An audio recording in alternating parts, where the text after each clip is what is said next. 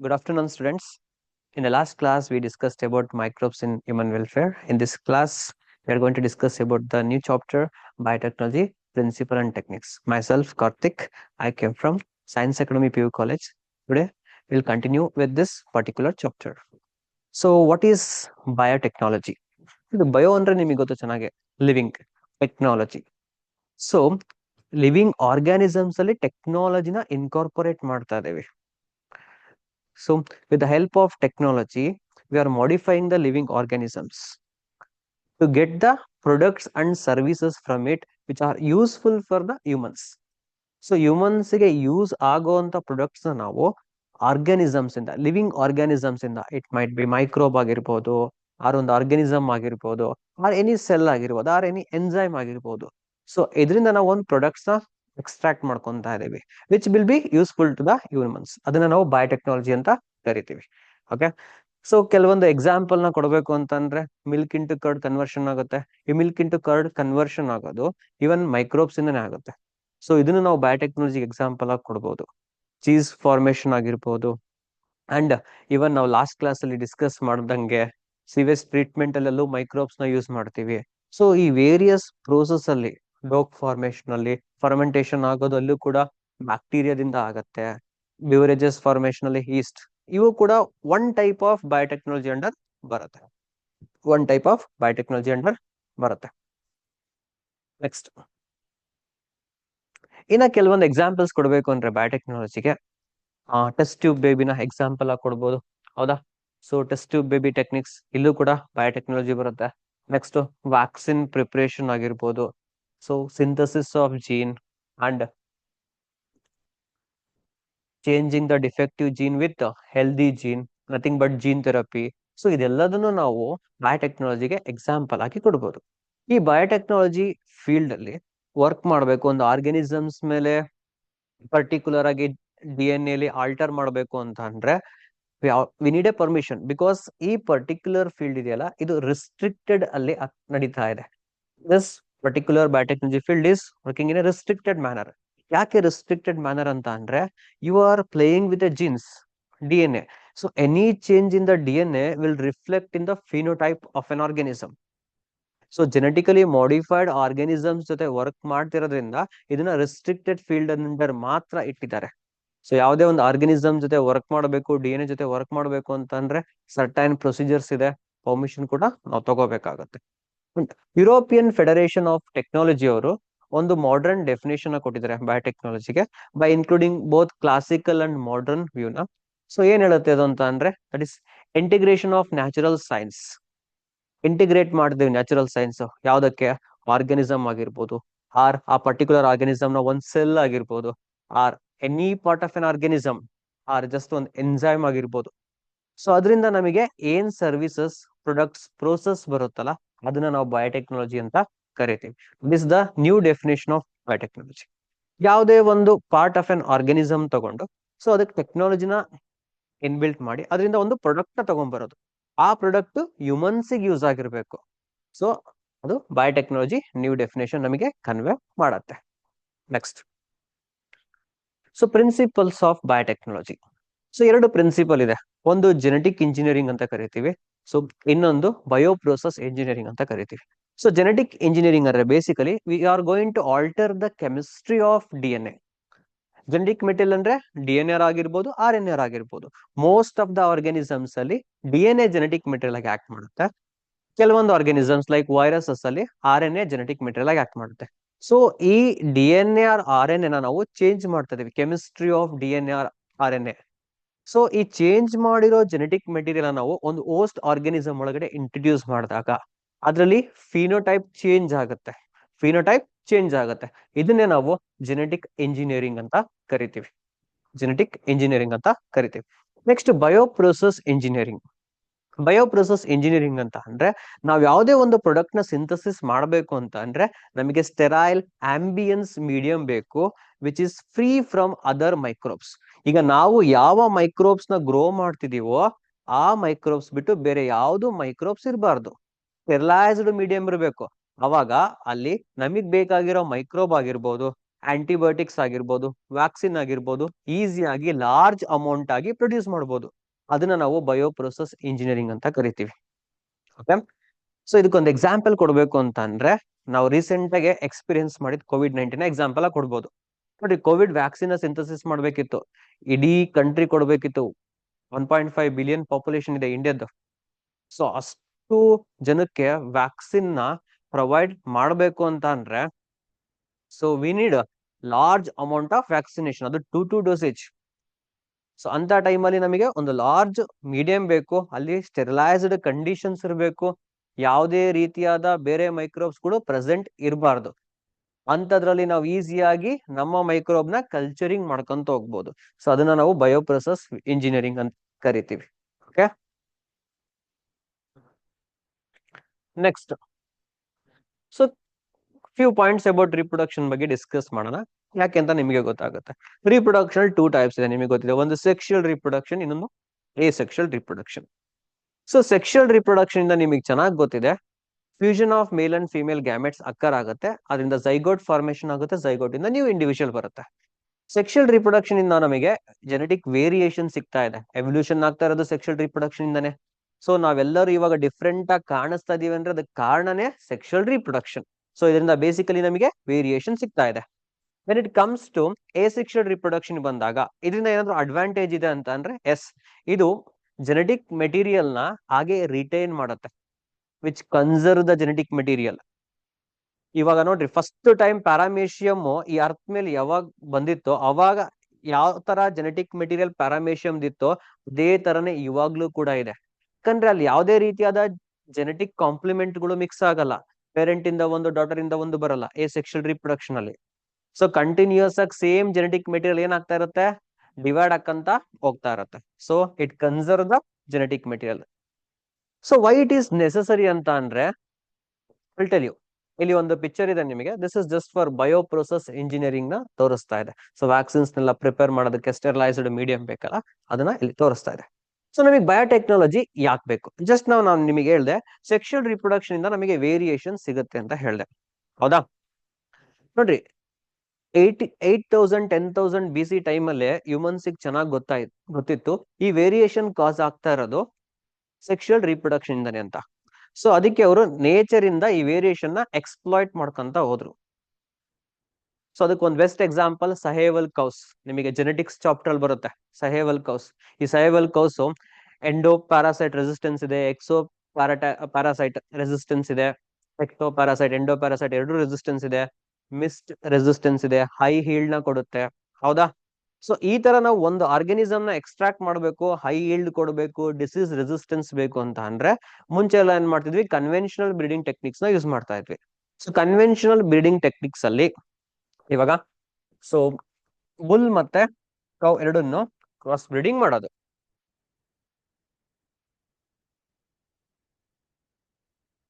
So bull male and female. So bull usually ನಾವೇನ್ ಮಾಡ್ತಿದ್ವಿ male ಅಲ್ಲಿ, that is bull, it has high resistance to diseases, high resistance to diseases ಇರೋದನ್ನ choose ಮಾಡ್ತಿದ್ವಿ. Female cow ಅಂತ ಬಂದಾಗ ಇಲ್ಲಿ use to choose high yield producing, ಅಂದ್ರೆ high milk ನ ಪ್ರೊಡ್ಯೂಸ್ ಮಾಡೋ ಕೌನ ಚೂಸ್ ಮಾಡ್ತಾ ಇದ್ವಿ, ಹೌದಾ? ಸೊ ಇವೆರಡನ್ನು ಕ್ರಾಸ್ ಬ್ರೀಡ್ ಮಾಡಿದಾಗ ನಮಗೆ ಒಂದು ಆಫ್ಸ್ಪ್ರಿಂಗ್ಸ್ ಫಾರ್ಮೇಶನ್ ಆಗ್ತಾ ಇತ್ತು. ಸಪೋಸ್ ಕೌ ಬಂದಿದೆ ಅಂತ ಅನ್ಕೊಳ್ಳೋಣ, ಈ ಕೌ ಹೈ ಹೀಲ್ಡ್ ಮಿಲ್ಕ್ ನ ಕೊಡ್ತಾ ಇತ್ತು, ಇದ್ರ ಜೊತೆಗೆ ಹೈ ರೆಸಿಸ್ಟೆನ್ಸ್ ಟು ಡಿಸೀಸಸ್ ಕೂಡ ಇರ್ತಾ ಇತ್ತು, ಹೌದಾ? ನೋಡಿ, ಸಪೋಸ್ ಈ ಪರ್ಟಿಕ್ಯುಲರ್ ಮೇಲ್ ಹೈ ಡಿಸೀಸ್ ರೆಸಿಸ್ಟೆನ್ಸ್ ಇದೆ, ಓಕೆ. ಈ ಫಿಮೇಲ್ ಬಂದಾಗ ಹೈ ಹೀಲ್ಡ್ ನ ಕೊಡ್ತಾ ಇದೆ. ಸಪೋಸ್ ಇದಕ್ಕೆ ಏನಾದ್ರು ಜೆನೆಟಿಕ್ ಡಿಸಾರ್ಡರ್ ಇದೆ ಅಂತ ಅನ್ಕೊಳ್ರಿ, it has genetic disorder. Transmission ಆಗೋ ಟೈಮ್ ಅಲ್ಲಿ ಜೀನ್ಸ್ ಗಳು ಎಸ್ಪೆಷಲಿ ಗ್ಯಾಮೆಟ್ ಫಾರ್ಮೇಶನ್ ಆಗಿ ನೆಕ್ಸ್ಟ್ ಆಫ್ಸ್ಪ್ರಿಂಗ್ಸ್ ಅಲ್ಲಿ ಬಂದು ಮತ್ತೆ ಅಲೀಲ್ಸ್ ಗಳು ಸೇರ್ಕೊಂಡಾಗ ಇಲ್ಲಿ ಯಾವ್ದೋ ಒಂದು ಅಲೀಲ್ ಡಿಫೆಕ್ಟಿವ್ ಇದೆ ಅಂತ ಅನ್ಕೊಳ್ಳೋಣ, ಈ ಅಲೀಲ್ ಕೂಡ ಏನಾಗಿರುತ್ತೆ, ಈ ಆಫ್ಸ್ಪ್ರಿಂಗ್ಸ್ ಪಾಸ್ ಆಗಿರುತ್ತೆ. ಸೊ ಅನ್ಡಿಸರಬಲ್ ಜೀನ್ಸ್ ಆರ್ ಅನ್ಡಿಸರಬಲ್ ಕ್ಯಾರೆಕ್ಟರ್ಸ್ ಗಳು ಕೂಡ ಟ್ರಾನ್ಸ್ಫರ್ ಆಗೋ ಚಾನ್ಸಸ್ ಇರುತ್ತೆ. ಸೊ ಇದಕ್ಕೆ ಇಲ್ಲಿ ಡಿಸೀಸ್ ಇದೆ ಅಂದ್ರೆ ಜೆನೆಟಿಕ್ ಡಿಸಾರ್ಡರ್, ಈ ಬಂದಿರೋ ಕೌಗೂ ಕೂಡ ಜೆನೆಟಿಕ್ ಡಿಸಾರ್ಡರ್ ಇರುತ್ತೆ, ಹೈ ಈಲ್ಡ್ ಹೈ ರೆಸಿಸ್ಟೆನ್ಸ್ ಇರ್ಲಿ ಡಿಸೀಸೇ ಬರುತ್ತೆ.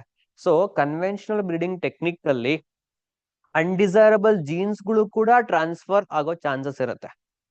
ನಮಗ್ ಬೇಕಾಗಿದ್ದು ಜೀನ್ಸ್ ಗಳು ರೆಸಿಸ್ಟೆನ್ಸ್ ಮತ್ತೆ ಈಲ್ಡ್ ನ ಕೊಡೋ ಜೀನ್ಸ್ ಗಳು, ಇದ್ರ ಜೊತೆಗೆ ಏನಾಗ್ತಾ ಇದೆ, ನಮಗ್ ಬೇಡದೆ ಆಗಿರೋ ಅನ್ಡಿಸೈರಬಲ್ ಜೀನ್ಸ್ ಕೂಡ ಟ್ರಾನ್ಸ್ಫರ್ ಆಗ್ತಾ ಇದೆ. ಸೊ ಹಾಗೆ ಇದನ್ನ ಓವರ್ಕಮ್ ಮಾಡೋದು ಹೇಗೆ? ಸೊ ಇದನ್ನ ಓವರ್ಕಮ್ ಯಾವ್ದ್ರಿಂದ ಮಾಡ್ಬೋದು ಅಂದ್ರೆ ಬಯೋಟೆಕ್ನಾಲಜಿಯಿಂದ ಮಾಡ್ಬೋದು. ಸೊ ಬಯೋಟೆಕ್ನಾಲಜಿಯಿಂದ ನಾವು ಇಲ್ಲಿ ಹೈ ರೆಸಿಸ್ಟೆನ್ಸ್ ನ ಕೊಡ್ತಾ ಇರೋ ಜೀನ್ ನ ಐಸೋಲೇಟ್ ಮಾಡ್ಕೋಬಹುದು, ಹೈ ಈಲ್ಡ್ ನ ಕೊಡ್ತಾ ಇರೋ ಜೀನ್ಸ್ ನ ಐಸೋಲೇಟ್ ಮಾಡ್ಕೋಬಹುದು. ಇವೆರಡನ್ನು ಐಸೋಲೇಟ್ ಮಾಡ್ಕೊಂಡು RDNA ಟೆಕ್ನಾಲಜಿ ಮುಖಾಂತರ, ಜೀನ್ ಟ್ರಾನ್ಸ್ಫರ್ ಮುಖಾಂತರ, ಜೀನ್ ಕ್ಲೋನಿಂಗ್ ಮುಖಾಂತರ ನಮಗ್ ಬೇಕಾಗಿರೋ ಜೀನ್ಸ್ ನ ಮಾತ್ರ ನಾವು ಒಂದು ಸ್ಪೀಶೀಸ್ ಒಳಗಡೆ ಇಂಟ್ರಡ್ಯೂಸ್ ಮಾಡ್ಬೋದು. So without any transfer of undesirable jeans. ನಮಗ್ ಬೇಡದೇ ಆಗಿರೋ ಜೀನ್ಸ್ ಗಳು ಅವಾಗ ಟ್ರಾನ್ಸ್ಫರ್ ಆಗಲ್ಲ. ಆ ಪರ್ಟಿಕ್ಯುಲರ್ ಆರ್ಗನಿಸಮ್ ಅವಾಗ ಹೆಲ್ದಿಯಾಗೇ ಇರುತ್ತೆ, ನಮಗ್ ಬೇಕಾಗಿರೋ ಪ್ರಾಡಕ್ಟ್ ನೇ ಕೊಡುತ್ತೆ. ಹೈ ಹೀಲ್ಡ್ ಇರುತ್ತೆ, ಹೈ ರೆಸಿಸ್ಟೆನ್ಸ್ ಇರುತ್ತೆ, ಅದ್ರ ಜೊತೆಗೆ ಯಾವುದೇ ಬೇಡದೇ ಆಗಿರೋ ಜೀನ್ಸ್ ಇರಲ್ಲ. ಸೊ ಥ್ರೂ ಬಯೋಟೆಕ್ನಾಲಜಿ ನಾವು ಈ ತರ ಓವರ್ಕಮ್ ಮಾಡಬಹುದು. That's why we need biotechnology. Next ಹೋಗೋಣ. ಇಲ್ಲಿ ಒಂದು ನಿಮಗೆ ಎಕ್ಸಾಂಪಲ್ ನ ಕೊಟ್ಟಿದ್ದೀನಿ ನಾನು. ಕನ್ವೆನ್ಷನಲ್ ಬ್ರೀಡಿಂಗ್, ಜೆನೆಟಿಕ್ ಮಾಡಿಫಿಕೇಶನ್ ಏನ್ ಡಿಫರೆನ್ಸ್ ಅಂತ ನೋಡಿ. ನಾನು ನಿಮಗೆ ಜಸ್ಟ್ ನಾನೊಂದು ಎಕ್ಸಾಂಪಲ್ ಕೊಟ್ಟೆ, ಇಲ್ಲೊಂದು ಎಕ್ಸಾಂಪಲ್ ಇದೆ. ಸೊ ಇಲ್ಲಿ ಒಂದು sweet and susceptible to disease, ಅಂದ್ರೆ ಈ ಪರ್ಟಿಕ್ಯುಲರ್ ಟೊಮೆಟೊ ಸ್ವೀಟ್ ಇದೆ, ಬಟ್ ಡಿಸೀಸ್ ಬೇಗ ಬರುತ್ತೆ ಇದಕ್ಕೆ. ಸೊ ಇಲ್ಲಿ ನೋಡ್ರಿ, ನಾಟ್ ಸ್ವೀಟ್, ಇದು ಸ್ವೀಟ್ ಇಲ್ಲ, ಬಟ್ ಡಿಸೀಸ್ ರೆಸಿಸ್ಟೆನ್ಸ್ ಇದೆ, ರೋಗ ನಿರೋಧಕ ಶಕ್ತಿ ತುಂಬಾ ಚೆನ್ನಾಗಿದೆ ಇದಕ್ಕೆ. ಸೊ ಇವೆರಡನ್ನು ನಾವೇನ್ ಮಾಡ್ತೀವಿ ಇವಾಗ ಕನ್ವೆನ್ಷನಲ್ ಬ್ರೀಡಿಂಗ್ ಟೆಕ್ನಿಕ್ ಯೂಸ್ ಮಾಡ್ಬಿಟ್ಟು ಕ್ರಾಸ್ ಪಾಲಿನೇಷನ್ ಮಾಡ್ತೀವಿ. ಸೊ ಕ್ರಾಸ್ ಪಾಲಿನೇಷನ್ ಮಾಡಿದಾಗ ನಮಗೆ 3 ತರ ವೆರೈಟೀಸ್ ಬರೋ ಚಾನ್ಸಸ್ ಇರುತ್ತೆ. ಓಕೆ, ಸೊ ಒಂದು ಸೇಮ್ ವೆರೈಟಿ, ಸೊ ಇನ್ನೊಂದು ವೆರೈಟಿ ಸೇಮ್ ವೆರೈಟಿ, ಎರಡು ಪೇರೆಂಟ್ ತರ ಬರೋ ಚಾನ್ಸಸ್ ಇರುತ್ತೆ, ಇನ್ನೊಂದು ಇಂಟರ್ಮೀಡಿಯೇಟ್ ಬರೋ ಚಾನ್ಸಸ್ ಇರುತ್ತೆ. ಇಂಟರ್ಮೀಡಿಯೇಟ್ ಬರೋ ಚಾನ್ಸಸ್ ಇರುತ್ತೆ ಅಂದ್ರೆ ಸ್ವೀಟ್ನೆಸ್ ಇರುತ್ತೆ, ಡಿಸೀಸ್ ಟಾಲರೆನ್ಸ್ ಎಬಿಲಿಟಿ ಕೂಡ ಇರುತ್ತೆ ಇದಕ್ಕೆ. ಬಟ್ ಬಂದಿರೋ ವೆರೈಟಿಯಲ್ಲಿ ನಿಮಗೆ 3ರಲ್ಲಿ ಯಾವ್ದಾದ್ರು ಬರ್ಬೋದು. ನಮಗೆ ಇದೇ ವೆರೈಟಿ ಬೇಕು ಅಂತ ಅಂದ್ರೆ ಕಂಟಿನ್ಯೂಸ್ ಆಗಿ ರಿಪೀಟೇಟ್ ಆಗಿ ನಾವೇನ್ ಮಾಡ್ಬೇಕು, ಕ್ರಾಸ್ ಬ್ರೀಡಿಂಗ್ ಮಾಡ್ಕೊಂತ ಹೋಗ್ಬೇಕು ಇದನ್ನ ಚೂಸ್ ಮಾಡ್ಕೊಳ್ಳೋದಕ್ಕೆ. ಇದು ತುಂಬಾ time consuming process. Sometimes by mistake ಆಗಿ ಬೇರೆ ವೆರೈಟಿ ಬರೋ ಚಾನ್ಸ್ ಇರುತ್ತೆ, ನಮಗ್ ಬೇಕಾಗಿರೋ ವೆರೈಟಿ ಸಿಗಲ್ಲ. But in case of biotechnology ನಾವೇನ್ ಮಾಡ್ಬೋದು, ಸ್ವೀಟ್ ಅಂಡ್ ಸಸೆಪ್ಟಬಲ್ ಡಿಸೀಸಿಗೆ ಈಸಿಯಾಗಿ ಸಸೆಪ್ಟಬಲ್ ಆಗಿರೋ ಟೊಮೆಟೊದಲ್ಲಿ ಸ್ವೀಟ್ನೆಸ್ ಕ್ಯಾರೆಕ್ಟರ್ ನ ಎಕ್ಸ್ಟ್ರಾಕ್ಟ್ ಮಾಡ್ಕೊಂತೀವಿ, ಆರ್ ಸ್ವೀಟ್ನೆಸ್ ಜೀನ್ ನ ಎಕ್ಸ್ಟ್ರಾಕ್ಟ್ ಮಾಡ್ಕೊಂತೀವಿ. ಆರ್ ಈ ಪರ್ಟಿಕ್ಯುಲರ್ ಟೊಮೆಟೊಗೆ ಈ ಡಿಸೀಸ್ ರೆಸಿಸ್ಟೆನ್ಸ್ ನ ಜೀನ್ ಎಕ್ಸ್ಟ್ರಾಕ್ಟ್ ಮಾಡ್ಕೊಂಡು ನಾವು ವೆಕ್ಟಾರ್ ಮುಖಾಂತರ ಇಂಟ್ರೊಡ್ಯೂಸ್ ಮಾಡಿ ಆಮೇಲೆ ಈ ಪೊಟ್ಯಾಟೋಗೆ ಇನ್ಸರ್ಟ್ ಮಾಡಿದ್ರೆ, ಈ ಟೊಮ್ಯಾಟೋಗೆ ಇನ್ಸರ್ಟ್ ಮಾಡಿದ್ರೆ ನಮಗ್ ಬರೋ ಟೊಮ್ಯಾಟೊ ಏನಾಗಿರುತ್ತೆ, ಸ್ವೀಟ್ ಕೂಡ ಆಗಿರುತ್ತೆ, ಡಿಸೀಸ್ ರೆಸಿಸ್ಟೆನ್ಸ್ ಕೂಡ ಇರುತ್ತೆ, ರೋಗ ನಿರೋಧಕ ಶಕ್ತಿ ಕೂಡ ಇರುತ್ತೆ. ಗೊತ್ತಾಯ್ತಾ? ಅಂದ್ರೆ ಸ್ವೀಟ್ ಅಂಡ್ ಸಸೆಪ್ಟಬಲ್ ಪೊಟೆಟೊ ಇದೆ ಅಂದ್ರೆ ತುಂಬಾ ಸ್ವೀಟ್ ಇದೆ, ಬಟ್ ಡಿಸೀಸ್ ಬಂದ್ರೆ ಬೇಗ ಬರುತ್ತೆ, ಇದಕ್ಕೆ ರೋಗ ನಿರೋಧಕ ಶಕ್ತಿ ಇಲ್ಲ. ಇವಾಗ ನಾವು ಇದರಿಂದ ಒಂದು ಜೀನ್ ನ ಎಕ್ಸ್ಟ್ರಾಕ್ಟ್ ಮಾಡ್ಕೊಂಡಿದೀವಿ, ಇದಕ್ಕೆ ರೋಗ ನಿರೋಧಕ ಶಕ್ತಿ ಇದೆ, ಟಾಲರೆಂಟ್ ಟು ಡಿಸೀಸಸ್. ಸೊ ಈ ಜೀನ್ ನ ಏನ್ ಮಾಡ್ತಾ ಇದೀವಿ, ಈ ಸ್ವೀಟ್ ಪೊಟೆಟೋಗೆ ಇಂಟ್ರೊಡ್ಯೂಸ್ ಮಾಡ್ತಾ ಇದೀವಿ. ಸೊ ಅವಾಗ ಬರ್ತಾ ಇರೋ ನಮಗೆ ನ್ಯೂ ಪೊಟ್ಯಾಟೊ ಏನಾಗಿದೆ, ನ್ಯೂ ಟೊಮೆಟೊ ಏನಾಗಿದೆ, ಇದು ಡಿಸೀಸ್ ರೆಸಿಸ್ಟೆನ್ಸ್ ಒಂದು ಡಿಸೀಸ್ ರೆಸಿಸ್ಟೆನ್ಸ್ ಕೂಡ ಒಂದಿದೆ, ಪ್ಲಸ್ ಅದ್ರ ಜೊತೆಗೆ ಸ್ವೀಟ್ನೆಸ್ ಕೂಡ ಕೊಡ್ತಾ ಇದೆ. ಅಂದ್ರೆ ನಮಗ್ ಬೇಕಾಗಿರೋ ಕ್ಯಾರೆಕ್ಟರ್ಸ್ ಅಷ್ಟೇ, ಆರ್ ಜೀನ್ಸ್ ಅಷ್ಟೇ ಐಸೋಲೇಟ್ ಮಾಡ್ಕೊಂಡು ಈಸಿಯಾಗಿ ಇಂಟ್ರೊಡ್ಯೂಸ್ ಮಾಡಬಹುದು. ಸೊ ಇನ್ನೊಂದು ಎಕ್ಸಾಂಪಲ್. ನೆಕ್ಸ್ಟ್ ಹಾಗಿದ್ರೆ ನಾವು ಒಂದು ಜೀನ್ ನ ಒಂದು ಹೋಸ್ಟ್ ಆರ್ಗ್ಯಾನಿಸಮ್ ಒಳಗಡೆ ಇಂಟ್ರೊಡ್ಯೂಸ್ ಮಾಡಿದಾಗ ಏನಾಗುತ್ತೆ ಅದ್ರ ಬಗ್ಗೆ ತಿಳ್ಕೊಳ್ಳೋಣ.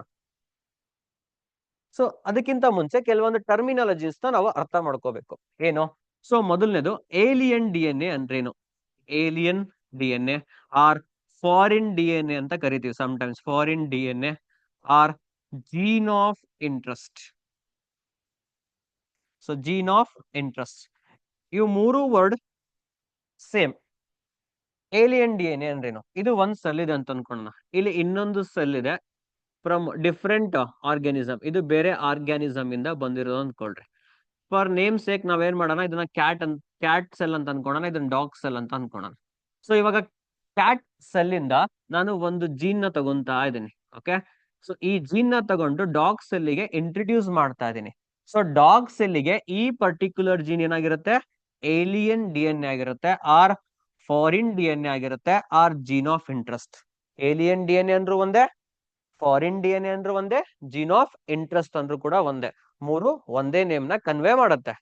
ಸರ್ ಜೀನ್ ಅಂತ ಕರಿತಿದ್ದೀರಾ, ಇಲ್ಲಿ DNA ಅಂತ ಕರಿತಿದ್ದೀರಾ. ಜೀನ್ DNA ಆಲ್ಮೋಸ್ಟ್ ಒಂದೇ. ಜೀನ್ ಇದೆಯಲ್ಲ, it is a segment of DNA. Okay, gene ಅನ್ನೋದು ಒಂದು segment of D N A. ಇದು ಅರ್ಥ ಆಗ್ಲಿ ಅಂತಾನೆ ನಿಮಗೆ ಇಲ್ಲೊಂದು ಪಿಕ್ಚರೈಸೇಷನ್ ಅಲ್ಲಿ ಕೊಟ್ಟಿದ್ದೀನಿ. ಸೊ ಇದನ್ನ ನಿಮಗೆ ಕನ್ವೆ ಮಾಡ್ತೀನಿ, ಒಂದ್ ನಿಮಿಷ ನೋಡ್ರಿ ಇಲ್ಲಿ. ಸೊ ದಿಸ್ ಇಸ್ ಕಂಪ್ಲೀಟ್ ಒಂದ್ ಸೆಲ್. ಸೊ ಸೆಲ್ ಒಳಗಡೆ ನಿಮಗೆ ನ್ಯೂಕ್ಲಿಯಸ್ ಇರುತ್ತೆ, ನ್ಯೂಕ್ಲಿಯಸ್ ಒಳಗಡೆ ನ್ಯೂಕ್ಲಿಯೋಪ್ಲಾಸಮ್ ಪ್ರೆಸೆಂಟ್ ಇರುತ್ತೆ. ಸೆಲ್ ಡಿವೈಡ್ ಆಗೋ ಟೈಮ್ ಅಲ್ಲಿ ನಿಮಗೆ ಕ್ರೋಮೋಸೋಮ್ಸ್ ಫಾರ್ಮೇಶನ್ ಆಗುತ್ತೆ, ಹೌದಾ? ಈ ಎಂಟೈರ್ ಕ್ರೋಮೋಸೋಮ್ಸ್ ಏನ್ ಪ್ರೆಸೆಂಟ್ ಇರ್ತಾವಲ್ಲ, ಇದನ್ನೇ ನಾವು ಜೀನೋಮ್ ಅಂತ ಕರಿತೀವಿ.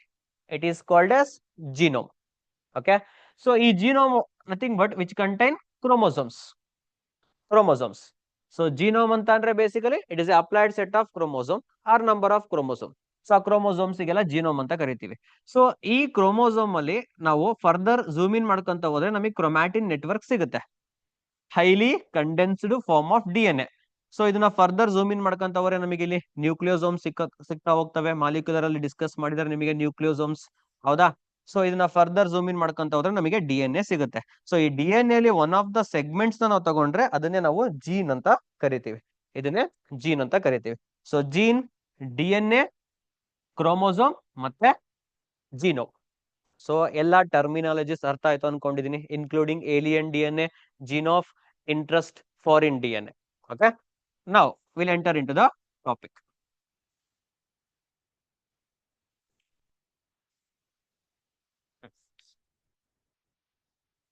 ಇವಾಗ ನಾವು ಒಂದು gene of interest or alien D N ಎನ ಒಂದು ಸೆಲ್ ಒಳಗಡೆ ಇಂಟ್ರೊಡ್ಯೂಸ್ ಮಾಡಿದೀವಿ ಅಂದ್ರೆ it might replicate or it might not replicate. So ಅದು ರೆಪ್ಲಿಕೇಟ್ ಆಗ್ಬೋದು. ರೆಪ್ಲಿಕೇಟ್ ಅಂತಂದ್ರೆ ತನ್ನ ನಂಬರ್ ಅಲ್ಲಿ ಇನ್ಕ್ರೀಸ್ ಮಾಡ್ಕೊಂತ ಹೋಗ್ಬೋದು, ಆರ್ ಇನ್ಕ್ರೀಸ್ ಮಾಡ್ಕೊಳ್ದೇನೆ ಇರ್ಬೋದು. ಸೊ ಯಾವಾಗ ಇನ್ಕ್ರೀಸ್ ಮಾಡ್ಕೊಳ್ಳುತ್ತೆ ಹಾಗಂದ್ರೆ, ಸೊ ನಾವು ಕಳ್ಸಿರೋ gene of interest or alien D N A when it is get incorporated in the genome. ಅಂದ್ರೆ ನಾವು ಕಳ್ಸಿರೋ ಡಿ ಎನ್ ಎ ಹೋಗ್ಬಿಟ್ಟು ಆರ್ ಜೀನ್ ಹೋಗಿ ಈ ನ್ಯೂಕ್ಲಿಯಸ್ ಒಳಗಡೆ ಸೇರ್ಕೊಂಡಾಗ, ಇನ್ಕಾರ್ಪೊರೇಟ್ ಅಂದ್ರೆ ಸೇರ್ಕೊಂಡಾಗ, ಅವಾಗ ರೆಪ್ಲಿಕೇಟ್ ಆಗುತ್ತೆ. ಯಾಕೆ ಅವಾಗ ಮಾತ್ರ ರೆಪ್ಲಿಕೇಟ್ ಆಗುತ್ತೆ ಅಂದ್ರೆ it will become A part of the genome and it start inherit with it. ಹೇಗೆ ಪಾರ್ಟ್ ಆಯ್ತು ಅಂತ ಅಂದ್ರೆ, ನಾವು ಕಳ್ಸಿರೋ ಈ ಪರ್ಟಿಕ್ಯುಲರ್ ಏಲಿಯನ್ ಡಿ ಎನ್ ಏನಾಗಿರುತ್ತೆ, ಈ ಕ್ರೋಮೋಸೋಮ್ ಒಳಗಡೆ ಯಾವುದೋ ಒಂದು ಕ್ರೋಮೋಸೋಮ್ ಒಳಗಡೆ ಸೇರ್ಕೊಂಡು it become A part of the chromosome. ಈ ಕ್ರೋಮೋಸೋಮ್ ಪಾರ್ಟ್ ಆಗಿ ಕನ್ವರ್ಟ್ ಆಗಿರುತ್ತೆ. ಸೊ ಈ ಕ್ರೋಮೋಸೋಮ್ ಡುಪ್ಲಿಕೇಟ್ ಆದಾಗ ಆರ್ ಒಂದ್ ಸೆಲ್ ಇರೋದು ಇನ್ನೊಂದ್ ಸೆಲ್ ಆಗಿ ಡಿವೈಡ್ ಆಗೋ ಟೈಮ್ ಅಲ್ಲಿ ನಿಮಗೆ ಸೆಲ್ ಡಿವಿಷನ್ ಆಗುತ್ತಲ್ಲ, ಅಲ್ಲೇನ್ ಕ್ರೋಮೋಸೋಮ್ ಸಪರೇಟ್ ಆಗುತ್ತೋ ಅವಾಗ ಈ ಜೀನ್ ಕೂಡ ಏನಾಗಿರುತ್ತೆ, ಸೊ ಅದ್ರ ಜೊತೆಗೆ ಸಪರೇಟ್ ಆಗಿ ಇನ್ನೊಂದ್ ಸೆಲ್ಸ್ ಗಳಿಗೆ ಇನ್ಹೆರಿಟ್ ಆಕ್ಕಂತ ಹೋಗುತ್ತೆ, ಆರ್ ನ್ಯೂ ಸೆಲ್ಸ್ ಗಳಿಗೆ ಇನ್ಹೆರಿಟ್ ಆಕ್ಕಂತ ಹೋಗುತ್ತೆ. ಸೊ ನಾವು ಕಳ್ಸಿರೋ ಒಂದು ಜೀನ್ ರೆಪ್ಲಿಕೇಟ್ ಆಗ್ಬೇಕು ಅಂತ ಅಂದ್ರೆ ಆರ್ ಇದು ಇನ್ಹೆರಿಟ್ ಆಕ್ಕಂತ ಹೋಗ್ಬೇಕು ಅಂದ್ರೆ ಒಂದ್ ಜನರೇಷನ್ ಇಂದ ಇನ್ನೊಂದು ಜನರೇಷನ್ ಗೆ it has to be get incorporated into the genome and it should become a part of a chromosome. Again, part of a chromosome just ಆದ್ರೆ replicate ಆಗುತ್ತಾ? No. So ಈ chromosomes ಅಲ್ಲಿ certain nucleotide sequences ಇರ್ತವೆ, certain nucleotide sequences. ಈ sequences ನಾವು origin of replication ಅಂತ ಕರಿತೀವಿ. origin of replication short ಆಗಿ ಆರಿ ಅಂತ ಕರಿತೀವಿ. ಇಲ್ಲಿ ನೋಡ್ರಿ, this is origin of replication. So ನಿಮಗೆ ಗೊತ್ತಾಗ್ಲಿ ಅಂತಾನೆ ಡಯಾಗ್ರಾಮ್ ಹಾಕಿದೀನಿ ನಾನಿಲ್ಲಿ. ಸೊ ಆರಿ ಅಂದ್ರೆ ಆರಿಜಿನ್ ಆಫ್ ರೆಪ್ಲಿಕೇಶನ್. ಸೊ ನಾವು ಕಳ್ಸಿರೋ ಜಿನ್ ಆಫ್ ಇಂಟ್ರೆಸ್ಟ್ ಈ ಆರಿಜಿನ್ ಆಫ್ ರೆಪ್ಲಿಕೇಶನ್ ಜೊತೆಗೆ ಲಿಗೇಟ್ ಆದ್ರೆ, ಲಿಗೇಟ್ ಅಂದ್ರೆ ಅಟ್ಯಾಚ್ ಆಗೋದು ಅಂತ ಅರ್ಥ. ಸೊ ಲಿಗೇಟ್ ಅಂತ ಅಂದ್ರೆ ಅಟ್ಯಾಚ್ ಆಗೋದು ಅಂತ ಅರ್ಥ. ಸೊ ನಾವು ಕಳ್ಸಿರೋ foreign D N A or alien D N A, so ಈ ಸೆಲ್ಸ್ ಒಳಗಡೆ ಎಂಟ್ರಿ ಆಗಿ ಜೀನೋಮ್ ಒಳಗಡೆ ಹೋಗಿ ಅಲ್ಲಿರೋ ಕ್ರೋಮೋಸೋಮ್ ಅಲ್ಲಿರೋ ಆರಿಜಿನ್ ಆಫ್ ರೆಪ್ಲಿಕೇಶನ್ ಹೋಗಿ ಅಟ್ಯಾಚ್ಮೆಂಟ್ ನ ಮಾಡ್ಕೊಂಡ್ರೆ ದೆನ್ ಏನಾಗುತ್ತೆ, ಈ particular D N A it start replicating and produces its multiple copies. ಈ ಮಲ್ಟಿಪಲ್ ಕಾಪೀಸ್ಗೆ ನಾವು ಕ್ಲೋನ್ಸ್ ಅಂತ ಕರಿತೀವಿ. ಈ ಮಲ್ಟಿಪಲ್ ಕಾಪೀಸ್ಗೆ ಕ್ಲೋನ್ಸ್ ಅಂತ ಕರಿತೀವಿ. ಈ ಪ್ರೋಸೆಸ್ಗೆ ನಾವು ಕ್ಲೋನಿಂಗ್ ಅಂತ ಕರಿತೀವಿ. ಸೊ ಈ ಪ್ರೋಸೆಸ್ಗೆ ನಾವು ಕ್ಲೋನಿಂಗ್ ಅಂತ ಕರಿತೀವಿ. ಪ್ರೋಸೆಸ್ಗೆ ಕ್ಲೋನಿಂಗ್ ಅಂತ ಕರಿತೀವಿ. ಸೊ ವಾಟ್ ಆರ್ ಕ್ಲೋನ್ಸ್ ಅಂತ ಅಂದ್ರೆ, these are morphologically and genetically identical copies. Xerox machine ಅಲ್ಲಿ ಜೆರಾಕ್ಸ್ ತೆಗ್ದಾಗ ಯಾವ ತರ ಇರುತ್ತಲ್ಲ, ಎಕ್ಸಾಕ್ಟ್ ಆಗಿ ಅದೇ ತರ ಇರುತ್ತೆ. ಸೊ ಡಿ ಎನ್ ಎ ಒಳಗಡೆ ಸೀಕ್ವೆನ್ಸ್ ಕೂಡ ಸೇಮ್ ಇರುತ್ತೆ ಅಂಡ್ ಮಾರ್ಫಾಲಜಿಕಲಿ ನೋಡೋದಕ್ಕೆ ಕೂಡ ಸೇಮ್ ಇರುತ್ತೆ. ಓಕೆ, ಸೊ ಅವನ್ನ ನಾವು ಕ್ಲೋನ್ಸ್ ಅಂತ ಕರಿತೀವಿ. ಸೊ ಇಷ್ಟು ಪಾಯಿಂಟ್ಸ್ ನ ಈ ಟಾಪಿಕ್ ಅಲ್ಲಿ ನೆನ್ಪಿಡ್ಕೊಳ್ರಿ. ಇದು ಕೆಲವೊಂದು ಲೈನ್ಸ್ ಕೊಟ್ಟಿದ್ದೀನಿ ನಾನು ನಿಮಗೆ. ಸೊ ಇದನ್ನ ಪ್ರೀವಿಯಸ್ ಇಯರ್ ನೀಟ್ ಅಲ್ಲಿ 2024 ಅಲ್ಲಿ ಮೇಲ್ ನಡೆದಿರೋ ನೀಟ್ ಅಲ್ಲಿ ಇದ್ರ ಮೇಲೆ ಕರೆಕ್ಟ್ ಇನ್ಕರೆಕ್ಟ್ ಸ್ಟೇಟ್ಮೆಂಟ್ ಅಲ್ಲಿ ಕ್ವಶನ್ ಕೇಳಿದಾನೆ. ಸೊ ಈ ಪಾಯಿಂಟ್ಸ್ ಇಂಪಾರ್ಟೆಂಟ್ ಆಗುತ್ತೆ, ನೆನ್ಪಿಟ್ಕೊಳ್ರಿ. ನಾನು ಜಸ್ಟ್ ನಾವು ನಿಮಗೆ ಎಕ್ಸ್ಪ್ಲೈನ್ ಮಾಡಿದ್ದೀನಿ. ನೆಕ್ಸ್ಟ್ ಟಾಪಿಕ್ ಹೋಗೋಣ. Okay, so first construction of artificial recombinant DNA. So first construction of artificial recombinant DNA which was happened in 1972. So 1972 ಅಲ್ಲಿ first recombinant DNA construct ನ ಮಾಡಿದ್ದು Stanley and Cohen. So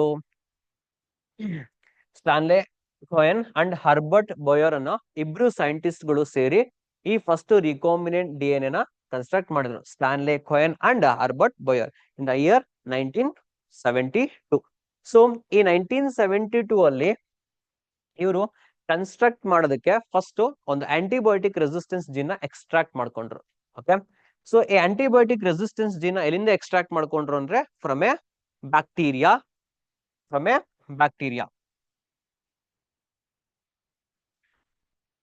so ಆ bacteria ಹೆಸರೇನು ಅಂತಂದ್ರೆ ಸಲಮೊನೆಲ್ಲಾ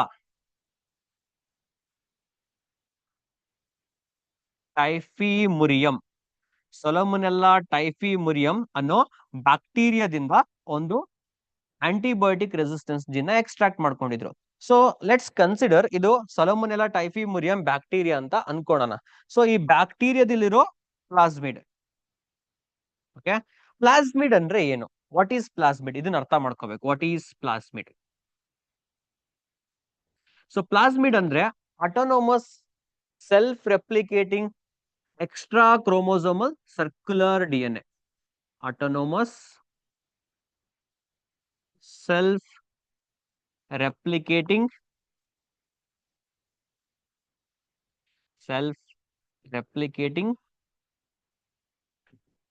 extra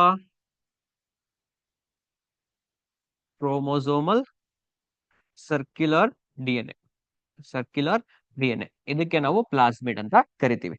so ಈ plasmid ಇಂದ ಒಂದು particular gene, ಒಂದು ಪರ್ಟಿಕ್ಯುಲರ್ ಜೀನ್ ನ ಎಕ್ಸ್ಟ್ರಾಕ್ಟ್ ಮಾಡ್ಕೊಂಡಿದ್ರು. ಆ ಪರ್ಟಿಕ್ಯುಲರ್ ಜೀನಿಗೆ ಆಂಟಿಬಯೋಟಿಕ್ ರೆಸಿಸ್ಟೆನ್ಸ್ ಇತ್ತು.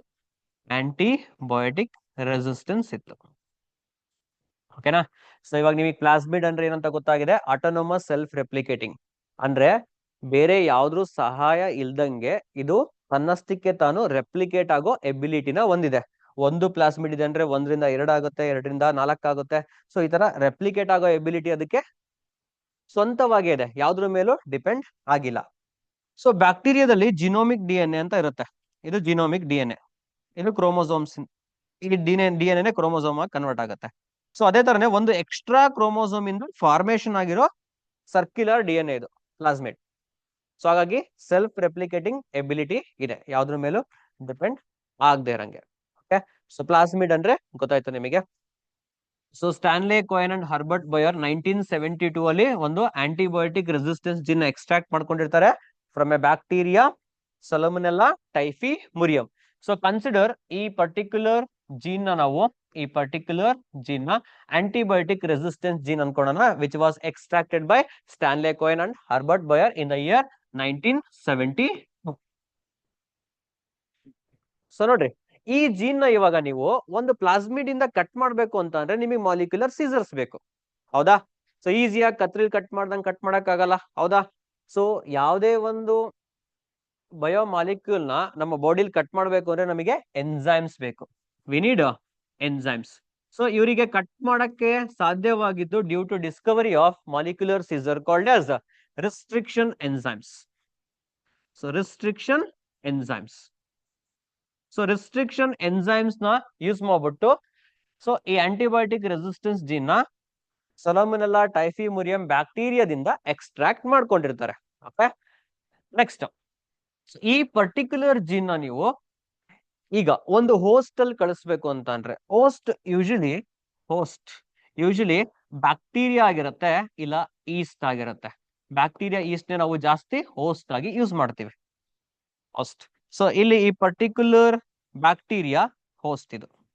ಓಕೆ, ಸೊ ಹೋಸ್ಟ್ ಒಳಗೆ ಕಳಿಸ್ತೀವಿ. ಸೊ ಈ ಹೋಸ್ಟ್ ಒಳಗಡೆ ನಾವು ನಮ್ಮ ಜೀನ್ ಆಫ್ ಇಂಟ್ರೆಸ್ಟ್ ನ or foreign D N A ನ ಕಳಿಸ್ಬೇಕು ಅಂತಂದ್ರೆ ನಮಗೆ ಜೀನ್ ವೆಹಿಕಲ್ ಬೇಕು. ಜೀನ್ ವೆಹಿಕಲ್ ಆರ್ ವೆಕ್ಟಾರ್ಸ್ ಅಂತ ಕರಿತೀವಿ. Or vectors. Vectors. So vectors ಅಂತ ಅಂದ್ರೆ this are the gene vehicles which transfer our gene of interest into the host. So host ಗೆ ಟ್ರಾನ್ಸ್ಫರ್ ಮಾಡುತ್ತೆ. ಅಂದ್ರೆ ಏಲಿಯನ್ ಡಿ ಎನ್ ಎ ನ ಇದು receive ಮಾಡ್ಕೊಂಡು ಹೋಗಿ ಹೋಸ್ಟ್ ಒಳಗಡೆ ಟ್ರಾನ್ಸ್ಫರ್ ಮಾಡುತ್ತೆ. ಅವನ್ನ ನಾವು ವೆಕ್ಟಾರ್ಸ್ ಅಂತ ಕರಿತೀವಿ. ಯಾವ ತರ ಅಂತ ಅಂದ್ರೆ ನೋಡ್ರಿ, ಮಲೇರಿಯಾ ಡಿಸೀಸ್ ಅಲ್ಲಿ ಅನಾಫಿಲಿಸ್ ಮಸ್ಕಿಟೋ ಏನ್ ಮಾಡುತ್ತೆ, ಪ್ಲಾಸ್ಮೋಡಿಯಂ ನ ಹ್ಯೂಮನ್ ಬಾಡಿಗೆ ಟ್ರಾನ್ಸ್ಫರ್ ಮಾಡುತ್ತೆ. ಪ್ಲಾಸ್ಮೋಡಿಯಂ ನ ಹ್ಯೂಮನ್ ಬಾಡಿ ಟ್ರಾನ್ಸ್ಫರ್ ಮಾಡುತ್ತೆ. ಇಲ್ಲಿ ಮಸ್ಕಿಟೋ ಹೇಗೋ ಅದೇ ತರನೇ ಈ ವೆಕ್ಟಾರ್ಸ್ಗಳು. ವೆಕ್ಟಾರ್ಸ್ಗಳು ಇಲ್ಲಿ ವೆಕ್ಟಾರ್ಸ್ ಯಾವ್ದು ಅಂತ ಅಂದ್ರೆ ಬೇಸಿಕಲಿ ಪ್ಲಾಸ್ಮಿಡ್ಸ್. ಈಗ ಜಸ್ಟ್ ನಾವು ಪ್ಲಾಸ್ಮಿಡ್ ಬಗ್ಗೆ ಡಿಸ್ಕಸ್ ಮಾಡಿದ್ವಲ್ಲ, ಈ ಪ್ಲಾಸ್ಮಿಡ್ಸ್ ವೆಕ್ಟಾರ್ಸ್ ಆಗಿ ಆಕ್ಟ್ ಮಾಡ್ತವೆ. ಓಕೆ, ಸೊ ಇವರು ವೆಕ್ಟಾರ್ ನ ಚೂಸ್ ಮಾಡ್ಕೊಂಡಿದ್ರು ಪ್ಲಾಸ್ಮಿಡ್. ಈ ವೆಕ್ಟಾರ್ಗೆ ಏನ್ ಮಾಡ್ತಾರೆ, ಈ ಆಂಟಿಬಯೋಟಿಕ್ ರೆಸಿಸ್ಟೆನ್ಸ್ ಜೀನ್ ನ ಲಿಗೇಟ್ ಮಾಡ್ತಾರೆ. ಲಿಗೇಟ್ ಅಂದ್ರೆ ಅವಾಗ್ಲೇ ನಾನು ನಿಮಗೆ ಹೇಳಿದೆ ಅಟ್ಯಾಚ್ಮೆಂಟ್ ಅಂತ. ಲಿಗೇಟ್ ಅಂದ್ರೆ ಏನು, ಅಟ್ಯಾಚ್ಮೆಂಟ್. ಸೊ ಇಲ್ಲಿ ಲಿಗೇಟ್ ಮಾಡಿದ್ದಾರೆ ಅಂದ್ರೆ ಅಟ್ಯಾಚ್ ಮಾಡಿದ್ದಾರೆ. ಇಲ್ಲಿ ನಿಮಗೇನು ಇವಾಗ ಬ್ಲೂ ಕಲರ್ ಅಲ್ಲಿ ಕಾಣಿಸ್ತಾ ಇದಿಲ್ಲ, ಸ್ಕೈ ಬ್ಲೂ ಕಲರ್ ಅಲ್ಲಿ, ಇದು ಏಲಿಯನ್ ಡಿ ಎನ್ ಎ, ನಮ್ಮ gene of interest. Once plasmid ಗೆ ನಿಮ್ಮ ಏಲಿಯನ್ ಡಿ ಎನ್ ಎ ನ ಅಟ್ಯಾಚ್ ಮಾಡಿದ್ರೆ ಅವಾಗ ಬಂದಿರೋ ಡಿ ಎನ್ ಎ ನಾವು ಆರ್ ಡಿ ಎನ್ ಎ ಅಂತ ಕರಿತೀವಿ. ಅಂದ್ರೆ ರಿಕಾಂಬಿನೆಂಟ್ ಡಿ ಎನ್ ಎ ಅಂತ ಕರಿತೀವಿ. R D N A or recombinant D N A ಅಂತ ಕರಿತೀವಿ. Okay, recombinant D N A. ನಾವು ನೋಡ್ರಿ, ಕಟ್ ಮಾಡೋದಕ್ಕೆ ನಮಗೆ ರಿಸ್ಟ್ರಿಕ್ಷನ್ ಎನ್ಸೈಮ್ ಬೇಕಾಗಿತ್ತು. ಈ ಆಂಟಿಬಯೋಟಿಕ್ ರೆಸಿಸ್ಟೆನ್ಸ್ ಜೀನ್ ನ ಕಟ್ ಮಾಡ್ಕೊಂಡಿದ್ದು ರಿಸ್ಟ್ರಿಕ್ಷನ್ ಎನ್ಸೈಮ್ ಇಂದಾನೆ. ಈ ಪ್ಲಾಸ್ಮಿಡ್ ನೋಡ್ರಿ ಸರ್ಕ್ಯುಲರ್ ಮ್ಯಾನರ್ ಅಲ್ಲಿ ಇತ್ತು, ಇಲ್ಲೂ ಕೂಡ ನಾವೇನ್ ಮಾಡಿದೀವಿ, ಕಟ್ ಮಾಡಿದೀವಿ. ಇದನ್ನು ಕಟ್ ಮಾಡಿರೋದು ಸೇಮ್ ರಿಸ್ಟ್ರಿಕ್ಷನ್ ಎನ್ಸೈಮ್ ಇಂದಾನೆ. ಸೇಮ್ ರಿಸ್ಟ್ರಿಕ್ಷನ್ ಎನ್ಸೈಮ್ ಇಂದಾನೆ. ಇವಾಗ ನಮ್ಮ ಜೀನ್ ಆಫ್ ಇಂಟ್ರೆಸ್ಟ್ ನಾವು ಇಲ್ಲಿ ಅಟ್ಯಾಚ್ ಮಾಡಬೇಕು ಕಟ್ ಆಗಿರೋ ಪೋರ್ಷನ್ ಅಲ್ಲಿ ಅಂತ ಅಂದ್ರೆ ನಮಗೆ ಅಲ್ಲೂ ಕೂಡ ಒಂದ್ ಎನ್ಸೈಮ್ ಬೇಕು. ನಾವು ಹ್ಯೂಮನ್ಲಿ ಅದನ್ನ ಅಟ್ಯಾಚ್ ಮಾಡಕ್ ಆಗಲ್ಲ. ಸೊ ಇಲ್ಲಿ D N A ligase enzyme ನ ಯೂಸ್ ಮಾಡ್ತೀವಿ. D N A ligase enzyme. So D N A ligase enzyme ನ ಮಾಲಿಕ್ಯುಲರ್ ಸ್ಟಿಚರ್ಸ್ ಅಂತ ಕರಿತೀವಿ. ರಿಸ್ಟ್ರಿಕ್ಷನ್ ಎನ್ಸೈಮ್ ನ ನಾವು ಮಾಲಿಕ್ಯುಲರ್ ಸೀಸರ್ಸ್ ಅಂತ ಕರಿತೀವಿ. D N A ligase enzyme ನ ಮಾಲಿಕ್ಯುಲರ್ ಸ್ಟಿಚರ್ಸ್ ಅಂತ ಕರಿತೀವಿ. So D N A ligase enzyme ನಮ್ಮ ಜೀನ್ ಆಫ್ ಇಂಟ್ರೆಸ್ಟ್ ನ ಈ ಪ್ಲಾಸ್ಮಿಡ್ ಗೆ ಅಟ್ಯಾಚ್ ಮಾಡೋದಕ್ಕೆ ಹೆಲ್ಪ್ ಮಾಡುತ್ತೆ. ಸೊ ಇವಾಗ ಬಂದಿರೋ ಡಿ ಎನ್ ಎ ನಾವು R D N A or recombinant D N A ಅಂತ ಕರಿತೀವಿ. ಸೊ ಈ ಆರ್ ಡಿ ಎನ್ ಎ ನಾವು ಏನ್ ಮಾಡ್ತೀವಿ, ನೆಕ್ಸ್ಟ್ ಹೋಸ್ಟ್ ಗೆ ಟ್ರಾನ್ಸ್ಫರ್ ಮಾಡ್ತೀವಿ. ನಮ್ಮ ಆರ್ ಡಿ ಎನ್ ಎ ನ ಯಾವ ಸೆಲ್ ಟ್ರಾನ್ಸ್ಫರ್ ಮಾಡ್ತೀವೋ ಆ ಸೆಲ್ ನ ನಾವು ಹೋಸ್ಟ್ ಅಂತ ಕರಿತೀವಿ. ಈ ಪ್ರೋಸೆಸ್ ನ ನಾವು ಟ್ರಾನ್ಸ್ಫಾರ್ಮೇಶನ್ ಅಂತ ಕರಿತೀವಿ. ಪ್ರೋಸೆಸ್ ನ ಟ್ರಾನ್ಸ್ಫಾರ್ಮೇಶನ್ ಅಂತ ಕರಿತೀವಿ. ಓಕೆ, ಒನ್ಸ್ ನಾವು ನಮ್ಮ ಆರ್ ಡಿ ಎನ್ ಎ ನ ಹೋಸ್ಟಿಗೆ ಟ್ರಾನ್ಸ್ಫರ್ ಮಾಡಾದ್ಮೇಲೆ ಈ ಹೋಸ್ಟ್ ಏನಾಗುತ್ತೆ, ಆಂಪ್ಲಿಫಿಕೇಶನ್ ಅಂದ್ರೆ ರೆಪ್ಲಿಕೇಟ್ ಆಕಂತ ಹೋಗುತ್ತೆ. ರೆಪ್ಲಿಕೇಟ್ ನಥಿಂಗ್ ಬಟ್ ಡಿವೈಡ್ ಆಗೋದು. ಆಂಪ್ಲಿಫೈ ಅಂದ್ರೂ ಡಿವೈಡ್ ಆಗೋದು. ನೋಡ್ರಿ, ಇಲ್ಲಿ ಒಂದಿತ್ತು bacteria, you can see here. So 5 bacterias ಆಗಿ ಫಾರ್ಮೇಶನ್ ಆಗಿದೆ, ಅಂದ್ರೆ ರೆಪ್ಲಿಕೇಟ್ ಆಕಂತ ಹೋಗಿದೆ. ಇದು ರೆಪ್ಲಿಕೇಟ್ ಆಕಂತ ಹೋದಂಗೆ ಯು ಕ್ಯಾನ್ ಸಿ ಹಿಯರ್ ನಮ್ಮ ಜೀನ್ ಆಫ್ ಇಂಟ್ರೆಸ್ಟ್ ಕೂಡ ಅದ್ರೊಳಗಡೆ ಏನಾಗಿದೆ, ರೆಪ್ಲಿಕೇಟ್ ಆಗ್ತಾ ಇದೆ. ಪ್ಲಾಸ್ಮಿಡ್ ಅಲ್ಲಿರೋ ನಮ್ಮ ಜೀನ್ ಆಫ್ ಇಂಟ್ರೆಸ್ಟ್ ಕೂಡ ಏನಾಗ್ತಾ ಇದೆ, ರೆಪ್ಲಿಕೇಟ್ ಆಗ್ತಾ ಇದೆ. ಸೊ ಇದನ್ನೇ ನಾವು R D N A technology ಅಂತ ಕರೆಯೋದು. ಸೊ ಇದನ್ನ ಫಸ್ಟ್ ಆರ್ಟಿಫಿಷಿಯಲ್ ಈ ಆರ್ ಡಿ ಎನ್ ಎ ನ ಕ್ರಿಯೇಟ್ ಮಾಡಿದ್ಯಾರು, Stanley Cohen and Herbert Boyer. Okay, ಅರ್ಥ ಆಯ್ತು ಅಂತ ಅನ್ಕೊಂಡಿದೀನಿ. ನೆಕ್ಸ್ಟ್ ಹೋಗೋಣ. ಸೊ ನಾವು R D N A discuss ಮಾಡಿದ್ವಿ, ಹೌದಾ? ಸೊ ಹಾಗಿದ್ರೆ R D N A formation ಮಾಡೋದಕ್ಕೆ ಬಯೋಟೆಕ್ನಾಲಜಿ ನಮಗೆ ಏನೇನ್ ಟೂಲ್ಸ್ ಬೇಕು? ಸೊ ಫಸ್ಟ್ ನಾವು ತಗೊಂಡಿದ್ದು ಯಾವುದು, ಪ್ಲಾಸ್ಮಿಡ್ ವೆಕ್ಟಾರ್ಸ್ ಬೇಕು, ರಿಸ್ಟ್ರಿಕ್ಷನ್ ಎನ್ಸೈಮ್ಸ್ ಬೇಕು, ನೆಕ್ಸ್ಟ್ ಲೈಗೇಸಸ್ ಬೇಕು, ಹೋಸ್ಟ್ ಬೇಕು, D N A polymerise enzyme ಬೇಕು. ಡಿ ಎನ್ ಎ ಪಾಲಿಮರೈಸ್ ಏನಕ್ಕೆ ಬೇಕು ನೋಡ್ರಿ, ಹೋಸ್ಟ್ ಒಳಗಡೆ ನಾವು ಆರ್ ಡಿ ಎನ್ ಎ ನ ಟ್ರಾನ್ಸ್ಫರ್ ಮಾಡಾದ್ಮೇಲೆ ಹೋಸ್ಟ್ ಏನಾಯ್ತು, ರೆಪ್ಲಿಕೇಟ್ ಆಕಂತ ಹೋಯ್ತು. ಬ್ಯಾಕ್ಟೀರಿಯಾ ಒಂದಿರೋದು 5 ಆಯ್ತು. ಸೊ ಆ ತರ ಡಿವೈಡ್ ಆಗ್ಬೇಕು ಅಂದ್ರೆ ಅದ್ರೊಳಗಡೆ ಇರೋ ಜೀನ್ ಕೂಡ ಡಿ ಎನ್ ಎ ಕೂಡ ಡಿವೈಡ್ ಆಗ್ಬೇಕು ಅಂದ್ರೆ ಡಿ ಎನ್ ಎ ಪಾಲಿಮರೈಸ್ ಬೇಕು. ನೀವು ಡಿ ಎನ್ ಎ ರೆಪ್ಲಿಕೇಶನ್ ನ ಓದಿದ್ದೀರಾ, ಸೊ ಅಲ್ಲಿ ನಿಮಗೆ ಗೊತ್ತಿರುತ್ತೆ, ಹೌದಾ? So restriction enzyme, polymerases enzyme, D N A polymerases enzyme, D N A ligases, vector and host organisms are the tools of biotechnology. So ಇಲ್ಲಿ ನಿಮಗೆ ಕೊಟ್ಟಿರೋದು ಮಾಲಿಕ್ಯುಲರ್ ಸೀಸರ್, ಇದು ಅದಕ್ಕೆ ಈ ತರ ತೋರಿಸಿದೀವಿ. ರಿಸ್ಟ್ರಿಕ್ಷನ್ ಎನ್ಸೈಮ್, ವೆಕ್ಟಾರ್ ಬೇಕು, ಮತ್ತೆ ನಮಗೆ ಹೋಸ್ಟ್ ಆರ್ಗನಿಸಮ್ ಬೇಕು. ಇವಾಗ ಒಂದೊಂದೇ ಟೂಲ್ಸ್ ಬಗ್ಗೆ ನಾವು ಡಿಸ್ಕಸ್ ಮಾಡ್ಕೊಂತ ಹೋಗೋಣ. So first tool will consider restriction enzymes. So restriction enzymes ಬಗ್ಗೆ ಡಿಸ್ಕಸ್ ಮಾಡೋಣ.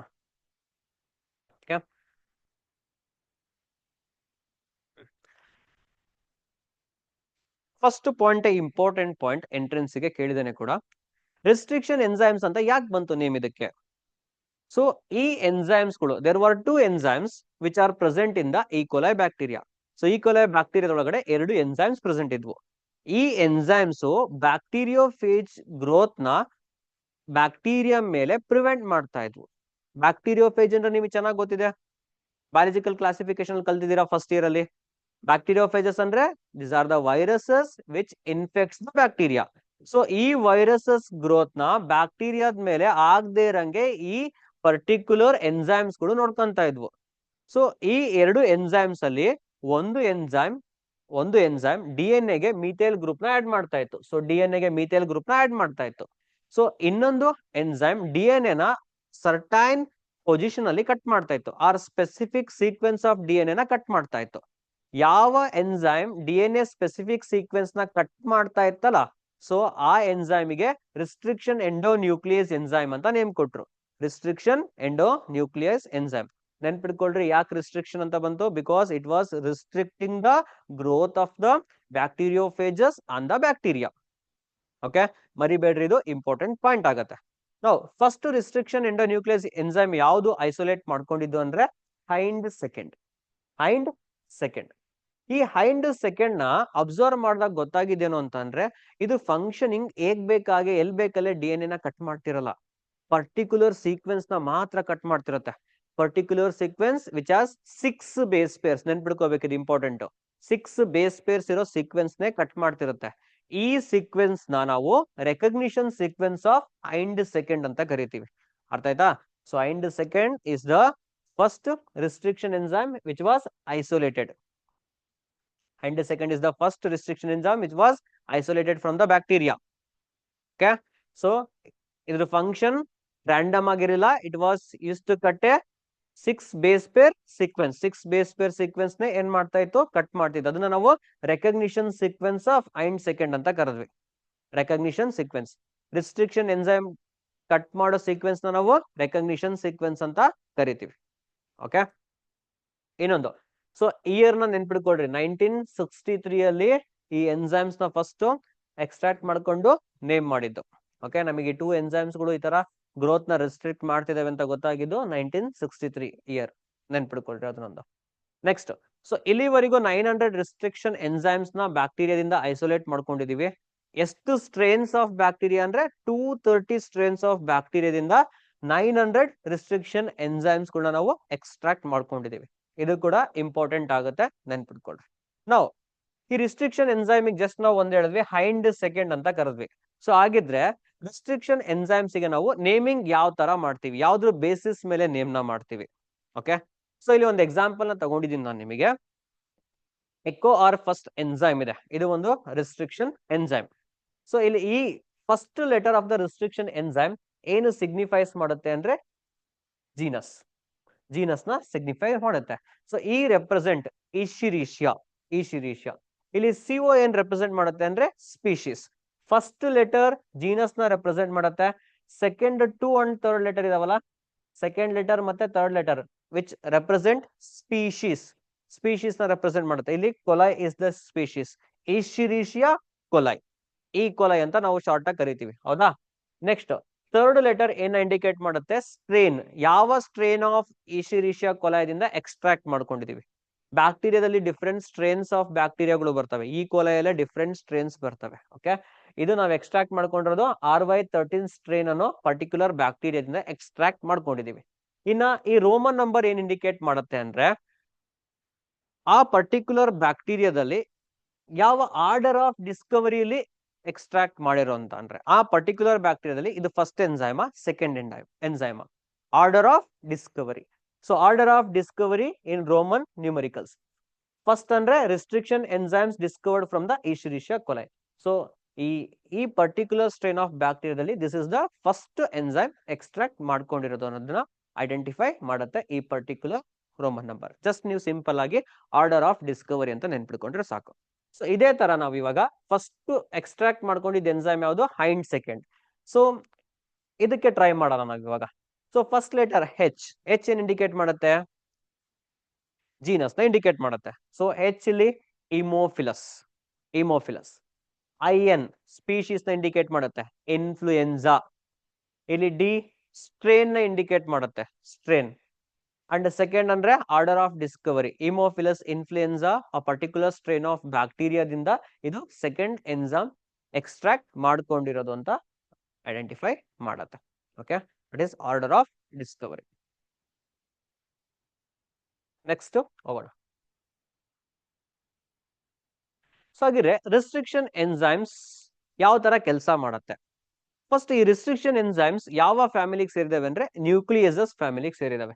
ನ್ಯೂಕ್ಲಿಯಸಸ್, ನ್ಯೂಕ್ಲಿಯಸಸ್ ಅಂತ ಅಂದ್ರೆ the enzymes which cut the nucleic acid. Nucleic acids ನ ಯಾವ್ದು ಕಟ್ ಮಾಡ್ತಾವೋ ನಾವು ನ್ಯೂಕ್ಲಿಯಸಸ್ ಅಂತ ಕರಿತೀವಿ. ನ್ಯೂಕ್ಲಿಕ್ ಆಸಿಡ್ಸ್ ಅಂತ ಅಂದ್ರೆ DNA ಮತ್ತೆ RNA. DNA ಮತ್ತೆ RNA ನ ಕಟ್ ಮಾಡೋ ಎಬಿಲಿಟಿ ಯಾವ ಎನ್ಸೈಮ್ಸ್ ಇದೆ ಅವಕ್ಕೆಲ್ಲವಕ್ಕೂ ನಾವು ನ್ಯೂಕ್ಲಿಯಸಸ್ ಅಂತ ಕರಿತೀವಿ. ಈ ರಿಸ್ಟ್ರಿಕ್ಷನ್ ಎನ್ಸೈಮ್ಸ್ ಅಲ್ಲಿ ಟೂ ಟೈಪ್ಸ್ ಇದೆ, ಒಂದು ಎಂಡೋನ್ಯೂಕ್ಲಿಯಸಸ್, ಇನ್ನೊಂದು ಎಕ್ಸೋನ್ಯೂಕ್ಲಿಯಸಸ್.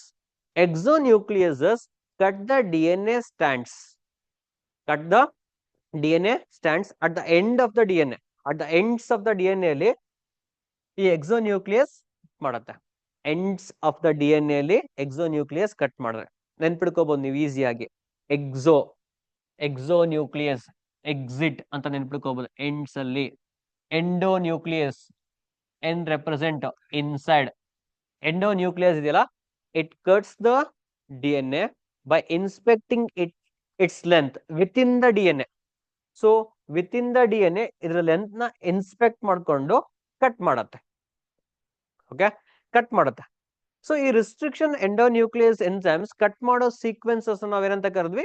ರೆಕಗ್ನಿಷನ್ ಸೀಕ್ವೆನ್ಸಸ್ ಅಂತ ಕರೆದ್ವಿ, ಹೌದಾ? ಅಂಡ್ ಜಸ್ಟ್ ನಾವ್ ಹೇಳಿದ್ವಿ DNA ನ ಎಕ್ಸೋನ್ಯೂಕ್ಲಿಯಸ್ ಎಂಡೋನ್ಯೂಕ್ಲಿಯಸ್ ಯಾವ ತರ ಕಟ್ ಮಾಡುತ್ತೆ ಅಂತ. ಓಕೆ, ಸೊ ಎಲ್ಲಿ DNA ನ ಕಟ್ ಮಾಡುತ್ತೆ ಅಂತ ಅಂದ್ರೆ back bone of DNA. Back bone of DNA ಯಾವ್ದ್ರಿಂದ ಆಗಿದೆ? ಶುಗರ್ ಮತ್ತೆ ಫಾಸ್ಫೇಟ್ ಇಂದ ಆಗಿದೆ. ಸೊ ಇದು ಒಂದು ನ್ಯೂಕ್ಲಿಯೋಟೈಡ್ ಚೈನ್ ಅಂತ ಅನ್ಕೊಂಡ್ರೆ ಶುಗರ್ ಮತ್ತೆ ಫಾಸ್ಫೇಟ್ ಇಂದ ಆಗಿದೆ, ಹೌದಾ? ಶುಗರ್ ಅಂದ್ರೆ ಪೆಂಟೋ ಶುಗರ್, ಪೆಂಟೋ ಶುಗರ್ ಮತ್ತೆ ಫಾಸ್ಫೇಟ್ ಇಂದ ಆಗಿದೆ. ಈ ಪೆಂಟೋ ಶುಗರ್ ಫಾಸ್ಫೇಟ್ ಬ್ಯಾಕ್ ಬೋನ್ ನ ಈ ಎರಡು ಎನ್ಸೈಮ್ಸ್ ಗಳು ಕಟ್ ಮಾಡ್ತವೆ. ಓಕೆ, ನಾವು ರೆಕಗ್ನಿಷನ್ ಸೀಕ್ವೆನ್ಸಸ್ ಬರೋಣ. ಸೊ ರೆಕಗ್ನಿಷನ್ ಸೀಕ್ವೆನ್ಸಸ್ ಅಂದ್ರೆ ಏನು? ಯಾವ ಸೀಕ್ವೆನ್ಸ್ ನ ರಿಸ್ಟ್ರಿಕ್ಷನ್ ಎನ್ಸೈಮ್ಸ್ ಕಟ್ ಮಾಡ್ತಾವ ಓಕೆ ರೆಕಗ್ನಿಷನ್ ಸೀಕ್ವೆನ್ಸ್ ಅಂತ ಕರಿತೇವೆ. ಈ ಸೀಕ್ವೆನ್ಸ್ ಗೆ ನಾವು ಪ್ಯಾಲಿಂಡ್ರೋಮಿಕ್ ಸೀಕ್ವೆನ್ಸ್ ಅಂತ ಕೂಡ ಕರಿತೀವಿ. ಸೊ ಈ ಪರ್ಟಿಕ್ಯುಲರ್ ಸೀಕ್ವೆನ್ಸಸ್ ಗೆ ನಾವು ಪ್ಯಾಲಿಂಡ್ರೋಮಿಕ್ ಸೀಕ್ವೆನ್ಸಸ್ ಅಂತ ಕೂಡ ಕರಿತೀವಿ. ಓಕೆ, ಸೊ ಪ್ಯಾಲಿಂಡ್ರೋಮಿಕ್ ಸೀಕ್ವೆನ್ಸಸ್ ಅಂದ್ರೆ ಏನು?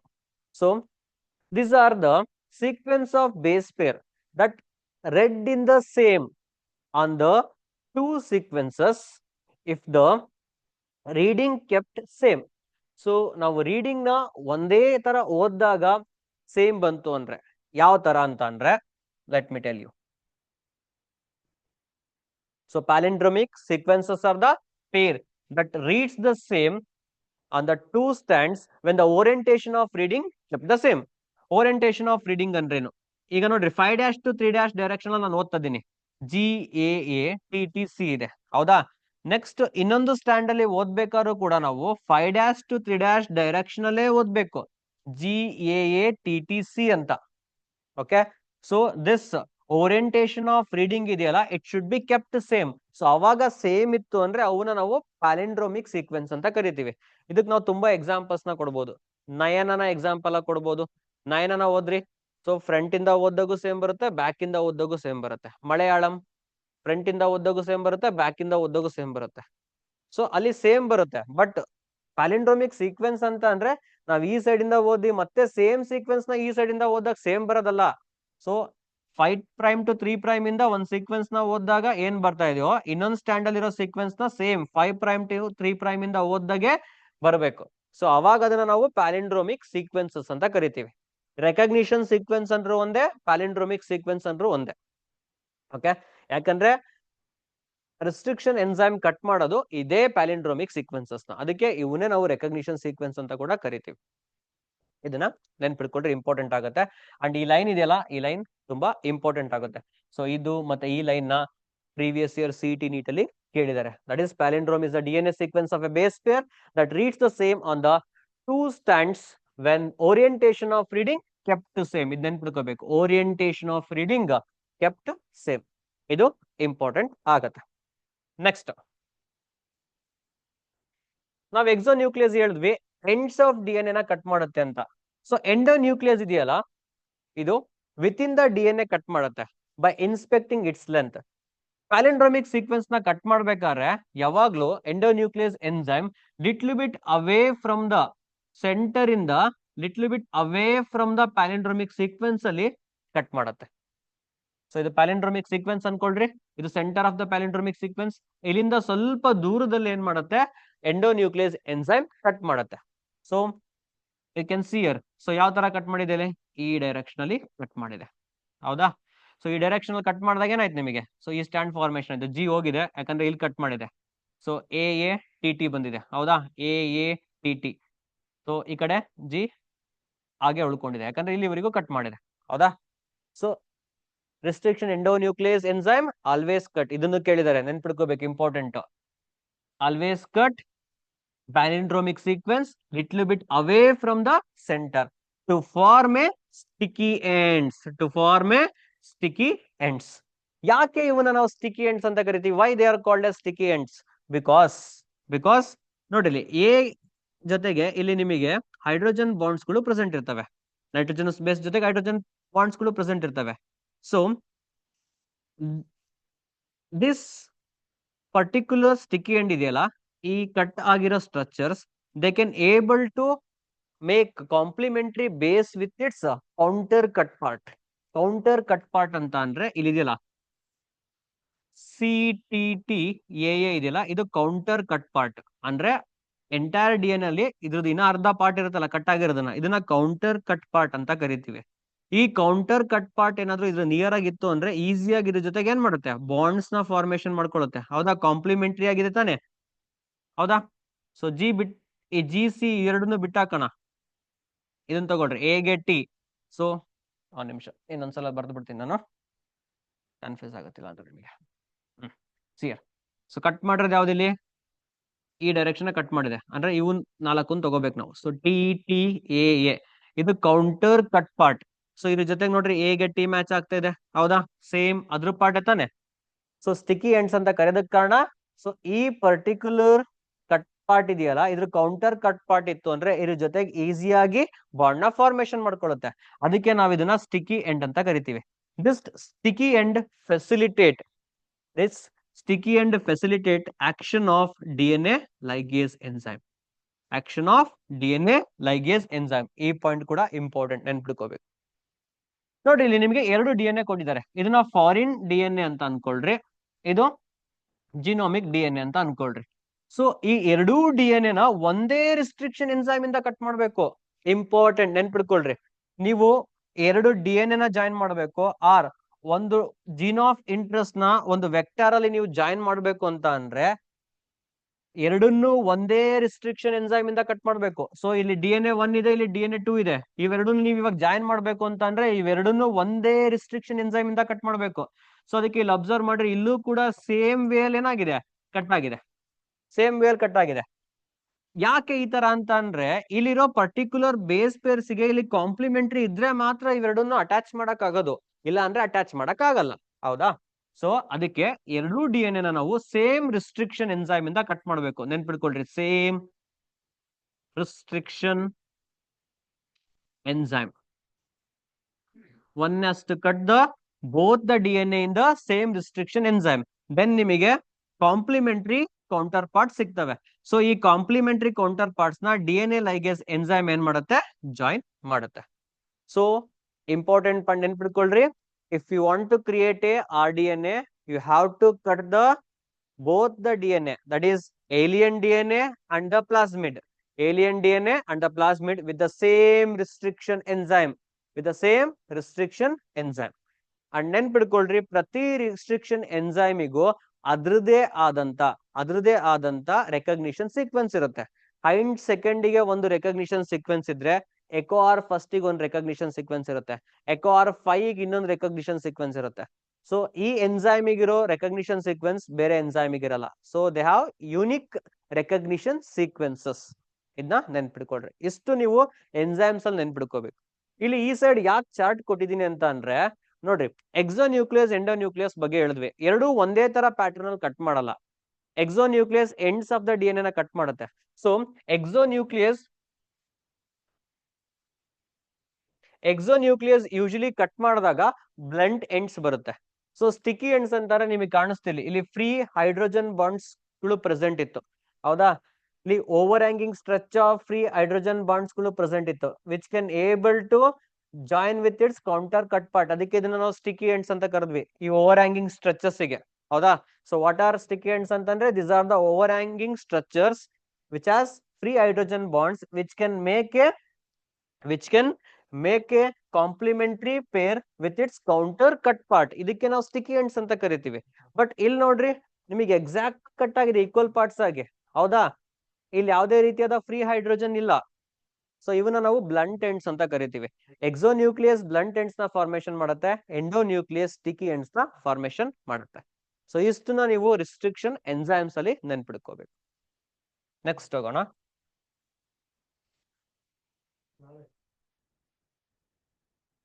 ಇಲ್ಲಿ ನೋಡ್ರಿ, ಫಾರಿನ್ ಡಿಎನ್ಎ ಇದೆ, ವೆಕ್ಟಾರ್ ಇದೆ. So both are cut down by the same restriction enzyme. ಎರಡನ್ನು ಕಟ್ ಮಾಡ್ತಾ ಇದೆ. ಹೌದಾ, ಎರಡನ್ನು ಕಟ್ ಮಾಡಿದೆ. ನೆಕ್ಸ್ಟ್ ಇವೆರಡನ್ನು ಜಾಯಿನ್ ಮಾಡೋದು ಡಿಎನ್ಎ ಲೈಗೇಸ್ ಎನ್ಸೈಮ್. ಇವೆರಡನ್ನು ಜಾಯಿನ್ ಮಾಡಿದಾಗ ಬರೋದು ನಮಗೆ recombinant DNA. So recombinant DNA ಬರಬೇಕು ಅಂತ ಅಂದ್ರೆ one has to cut the vector and foreign DNA with the same restriction enzyme. Then ನಾವೇನ್ ಮಾಡ್ತೀವಿ, ಬಂದಿರೋ ರಿಕಾಂಬಿನೆಂಟ್ ಡಿಎನ್ಎ ನ ಬ್ಯಾಕ್ಟೀರಿಯಾಗೆ ಟ್ರಾನ್ಸ್ಫಾರ್ಮೇಶನ್ ಮಾಡ್ತೀವಿ. ನೆಕ್ಸ್ಟ್ ಬ್ಯಾಕ್ಟೀರಿಯಾ ಕ್ಲೋನ್ ಆಗ್ಬಿಟ್ಟು ಅದರ ನಂಬರ್ ನ ಇನ್ಕ್ರೀಸ್ ಮಾಡ್ಕೊಂತ ಹೋಗುತ್ತೆ. ಅದ್ರ ಜೊತೆಗೆ ನಮ್ಮ ಏಲಿಯನ್ ಡಿಎನ್ಎ ಕೂಡ ಏನಾಗುತ್ತೆ, ರೆಪ್ಲಿಕೇಟ್ ಆಕಂತ ಹೋಗುತ್ತೆ. Next separation of DNA fragments. Just ನಾವೇನ್ ಮಾಡಿದ್ವಿ, ರಿಸ್ಟ್ರಿಕ್ಷನ್ ಎನ್ಸೈಮ್ಸ್ ನ ಯೂಸ್ ಮಾಡ್ಬಿಟ್ಟು ಡಿಎನ್ಎ ನ ಕಟ್ ಮಾಡಿ ಯಾವ ತರ ಜಾಯಿನ್ ಮಾಡೋದು ಎಲ್ಲ ತಿಳ್ಕೊಂಡ್ವಿ. ಹೌದಾ, ಸೊ ಇವಾಗ ರಿಸ್ಟ್ರಿಕ್ಷನ್ ಎನ್ಸೈಮ್ಸ್ ಇಂದ ಡಿಎನ್ಎ ನ ಕಟ್ ಮಾಡಿದಾಗ ಫ್ರಾಗ್ಮೆಂಟ್ಸ್ ಆಗಿ ಕನ್ವರ್ಟ್ ಆಗಿರುತ್ತೆ. ನಿಮಗೆ ಚೆನ್ನಾಗಿ ಗೊತ್ತು, ಸೊ ನಮ್ಮ ಬಾಡಿಲಿ ಡಿಎನ್ಎ 2.2 ಮೀಟರ್ ಅಷ್ಟು ಲಾಂಗ್ ಇದೆ, ಅಷ್ಟು ಉದ್ದ ಇದೆ. ಹೌದಾ, ಸೊ ಆ ಡಿಎನ್ಎ ನ ನೀವು ಕಟ್ ಮಾಡಿದಾಗ ಎಷ್ಟೊಂದು ಫ್ರಾಗ್ಮೆಂಟ್ಸ್ ಗಳು ಬರ್ತವೆ. ಹೌದಾ, ಅದರಲ್ಲಿ ನಮಗೆ ಬೇಕಾಗಿರೋ ಸೀಕ್ವೆನ್ಸ್ ನ ಮಾತ್ರ ನಾವೇನ್ ಮಾಡ್ಕೋಬೇಕು, ಸಪರೇಷನ್ ಮಾಡ್ಕೋಬೇಕು. ಹೌದಾ, ಸೊ ಅದನ್ನ ಸಪರೇಷನ್ ಮಾಡ್ಕೋಬೇಕು ಅಂತ ಅಂದ್ರೆ we have to use the technique called as gel electrophoresis technique ನ ಯೂಸ್ ಮಾಡ್ತೀವಿ. ಜೆಲ್ ಎಲೆಕ್ಟ್ರೋಫೋರಸಿಸ್ ಟೆಕ್ನಿಕ್ ಯಾಕೆ ಕರಿತೀವಿ ಜೆಲ್ ಎಲೆಕ್ಟ್ರೋಫೋರಸಿಸ್ ಅಂದ್ರೆ, ಇಲ್ಲಿ ಒಂದು ನಾವು ಜೆಲ್ ನ ಯೂಸ್ ಮಾಡ್ತಾ ಇದೀವಿ. ಆ ಜೆಲ್ಲಿಗೆ ನಾವು ಅಗರೋಸಾ ಜೆಲ್ ಅಂತ ಕರಿತೀವಿ. ಈ ಅಗರೋಸಾ ಜೆಲ್ ನಾವು ನ್ಯಾಚುರಲ್ ಪಾಲಿಮರ್ ಇಂದ ಎಕ್ಸ್ಟ್ರಾಕ್ಟ್ ಮಾಡ್ಕೊಂಡಿದೀವಿ. It is a seaweed. ಇದನ್ನ ನಿಮಗೆ ಗೊತ್ತಿದೆ, ಸೀವಿಡ್ ನೇಮ್ ಕೂಡ ಗೊತ್ತಿದೆ. ಫಸ್ಟ್ ಇಯರ್ ಅಲ್ಲಿ ಪ್ಲಾಂಟ್ ಕಿಂಗ್ಡಮ್ ಅಲ್ಲಿ ಎಕನಾಮಿಕ್ ಇಂಪಾರ್ಟೆನ್ಸ್ ಓದಿದಿರಾ. ಆಲ್ಗೆಯಲ್ಲಿ agar is a jelly like substance which is extracted from Gracilaria and Gelidium. ಆ ಅಗರ್ ಜೆಲ್ ಇದೆಯಲ್ಲ, ಅಗರೋಸಾ ಜೆಲ್ ಅದೇ ಇಲ್ಲಿ. ಈ ಜೆಲ್ ನಾವು ಪ್ಲೇಟ್ ಮೇಲೆ ಸ್ಪ್ರೆಡ್ ಮಾಡಿರ್ತೀವಿ.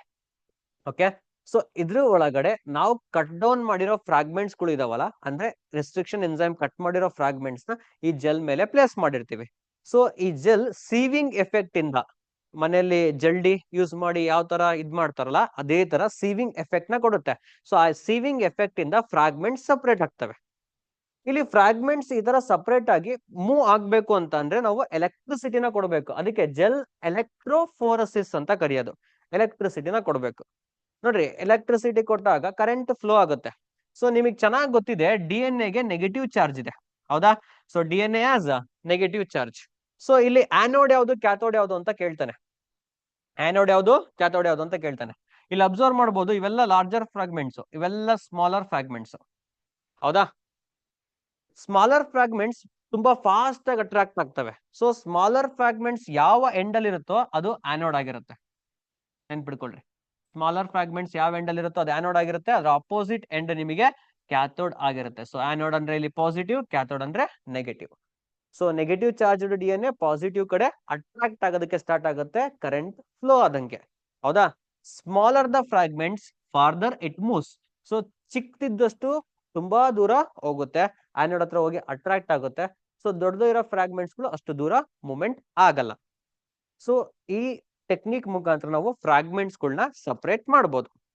ಈ ಫ್ರಾಗ್ಮೆಂಟ್ಸ್ ನ ಸಪರೇಟ್ ಮಾಡಾದ್ಮೇಲೆ ಈ ಫ್ರಾಗ್ಮೆಂಟ್ಸ್ ನಾವು ನೋಡ್ಬೇಕು ಅಂತ ಅಂದ್ರೆ ಫಸ್ಟ್ ಸ್ಟೇನ್ ಮಾಡ್ಬೇಕು.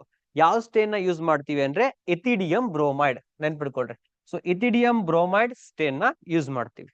ಅಂಡ್ ನೆನ್ಪಿಡ್ಕೊಳ್ರಿ, ಈ ಫ್ರಾಗ್ಮೆಂಟ್ಸ್ ಮೂವ್ಮೆಂಟ್ ಬಗ್ಗೆ ಕ್ವಶನ್ ಕೇಳಿದರೆ ಇಂಪಾರ್ಟೆಂಟ್, ಬರಿಬಾರ್ದು. ಓಕೆ. ಅಂಡ್ ಜೆಲ್ ಯಾವ್ದು ಯೂಸ್ ಮಾಡ್ತೀವಿ ಅದನ್ನು ಕೇಳಿದ್ದಾರೆ. ಅಂಡ್ ಸ್ಟೇನ್ ಕೂಡ ಇಂಪಾರ್ಟೆಂಟ್. ಸೊ ಇಥಿಡಿಯಂ ಬ್ರೋಮೈಡ್ ಸ್ಟೇನ್ ನ ಹಾಕಾದ್ಮೇಲೆ ಅಗೇನ್ ವಿಸಿಬಲ್ ಲೈಟ್ಸ್ ಅಲ್ಲಿ ನಮಗೆ ಕಾಣಿಸಲ್ಲ ಇದು, ಇವನ್ ಸ್ಟೇನ್ ಮಾಡಿದ್ರು ಕೂಡ. ಸೊ ಯುವಿ ರೇಸ್ ಇಂದ ಎಕ್ಸ್ಪೋಜರ್ ಮಾಡಬೇಕು, ಅಲ್ಟ್ರಾ ವೈಲೆಟ್ ರೇಡಿಯೇಷನ್ ಬರುತ್ತಲ್ಲ ಅದರಿಂದ ಎಕ್ಸ್ಪೋಸ್ ಮಾಡಿದಾಗ ನಮಗೆ ಡಾರ್ಕ್ ಆರೆಂಜ್ ಕಲರ್ಡ್ ಬ್ಯಾಂಡ್ಸ್ ಆಗಿ ಕಾಣಿಸ್ತವೆ.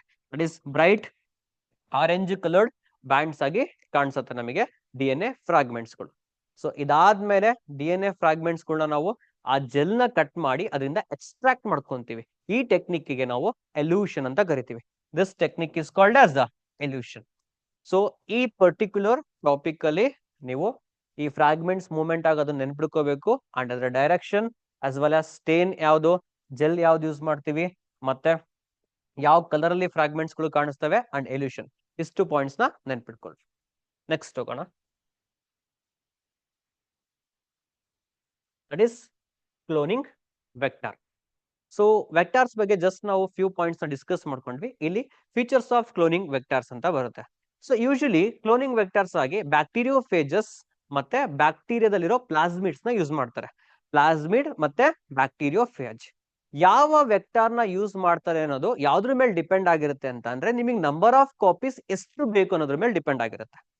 ಸೊ ನಿಮಗೆ ಜಾಸ್ತಿ ನಂಬರ್ ಆಫ್ ಕಾಪೀಸ್ ಬೇಕು, ನಿಮ್ಮ ಜೀನ್ ಆಫ್ ಇಂಟ್ರೆಸ್ಟ್ ನ 1000 ಕಾಪೀಸ್ 2000 ಕಾಪೀಸ್ ಈ ತರ ತುಂಬಾ ಜಾಸ್ತಿ ಕಾಪೀಸ್ ಬೇಕು ಅಂತ ಅಂದ್ರೆ ಅವಾಗ ನಾವು ಬ್ಯಾಕ್ಟೀರಿಯೋಫೇಜಸ್ ನ ಯೂಸ್ ಮಾಡ್ಬೇಕು. ನಿಮಗೆ ಚೆನ್ನಾಗಿ ಗೊತ್ತಿದೆ ಬ್ಯಾಕ್ಟೀರಿಯೋಫೇಜಸ್ ಅಂದ್ರೆ ವೈರಸಸ್ ತುಂಬಾ ಫಾಸ್ಟ್ ಆಗಿ ರೆಪ್ಲಿಕೇಟ್ ಆಗ್ತವೆ.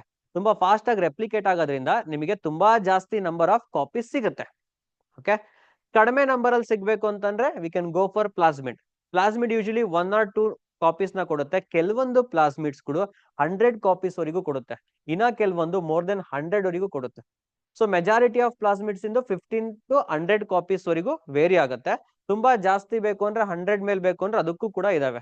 ಇನ್ನೂ ಜಾಸ್ತಿ ಬೇಕು ಅಂತ ಅಂದ್ರೆ ಅವಾಗ ನಾವು ಬ್ಯಾಕ್ಟೀರಿಯೋಫೇಜಸ್ ನ ಪ್ರಿಫರ್ ಮಾಡಬಹುದು. ಇವಾಗ ಪ್ರೆಸೆಂಟ್ ಇರೋ ವೆಕ್ಟಾರ್ಸ್ ಗಳು ಯಾವ ತರ ಇದೆ ಅಂತ ಅಂದ್ರೆ ಜೆನೆಟಿಕಲಿ ಇಂಜಿನಿಯರ್ಡ್ ಮಾಡಿದಾರೆ ವೆಕ್ಟಾರ್ಸ್ ನ. ಸೊ ಈ ವೆಕ್ಟಾರ್ಸ್ ನಮಗೆ ಹೈಯರ್ ಕಾಪಿ ನಂಬರ್ ನ ಕೊಡೋದಲ್ದೆ ಸೊ ಅದ್ರ ಜೊತೆಗೆ ಸೆಲೆಕ್ಷನ್ ಆಫ್ ರಿಕಾಂಬಿನೆಂಟ್ಸ್ ಮತ್ತೆ ನಾನ್ ರಿಕಾಂಬಿನೆಂಟ್ಸ್ ಅಲ್ಲೂ ಹೆಲ್ಪ್ ಮಾಡುತ್ತೆ. ರಿಕಾಂಬಿನೆಂಟ್ಸ್ ನಾನ್ ರಿಕಾಂಬಿನೆಂಟ್ಸ್ ಅಂದ್ರೆ ಏನು? ಸೊ ರಿಕಾಂಬಿನೆಂಟ್ಸ್ ಅಂತ ಅಂದ್ರೆ ನಾವು ಜಸ್ಟ್ ಡಿಸ್ಕಸ್ ಮಾಡಿದ್ವಿ ಆರ್ ಡಿ ಎನ್ ಎಗೆ ನಾವು ಆಕ್ಚುಲಿ ರಿಕಾಂಬಿನೆಂಟ್ ಅಂತ ಕರಿತೀವಿ. ಅಂದ್ರೆ ಯಾವ್ದಾದ್ರು ಒಂದು ಪರ್ಟಿಕ್ಯುಲರ್ ಆರ್ಗ್ಯಾನಿಸಮ್ ಆರ್ ಆ ಪರ್ಟಿಕ್ಯುಲರ್ ಆರ್ಗ್ಯಾನಿಸಮ್ ನ DNA ಅಲ್ಲಿ ಒಂದು ಏಲಿಯನ್ DNA ಪ್ರೆಸೆಂಟ್ ಇತ್ತು ಅಂದ್ರೆ ಅದನ್ನ ನಾವು ರಿಕಾಂಬಿನೆಂಟ್ಸ್ ಅಂತ ಕರಿತೀವಿ. ಓಕೆ, ನೆಕ್ಸ್ಟ್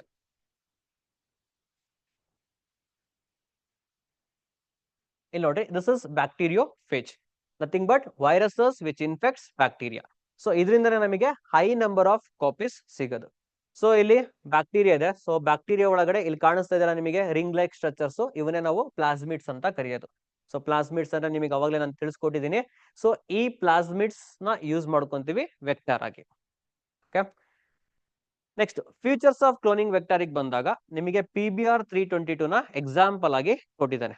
ಓಕೆ, ಇದರಲ್ಲಿ ಮೇಜರ್ 3 ಫೀಚರ್ಸ್ ಗಳು ಬರುತ್ತೆ. ಒಂದು origin of replication or ori ಅಂತ ಕರಿತೀವಿ. ನೆಕ್ಸ್ಟ್ ಇನ್ನೊಂದು ಸೆಲೆಕ್ಟಬಲ್ ಮಾರ್ಕರ್ಸ್ ಅಂತ ಕರಿತೀವಿ. And last one cloning sites. So ಇದ್ರ ಬಗ್ಗೆ ನಾವು ನೆಕ್ಸ್ಟ್ ಕ್ಲಾಸ್ ಅಲ್ಲಿ ಡಿಸ್ಕಸ್ ಮಾಡೋಣ. Thank you.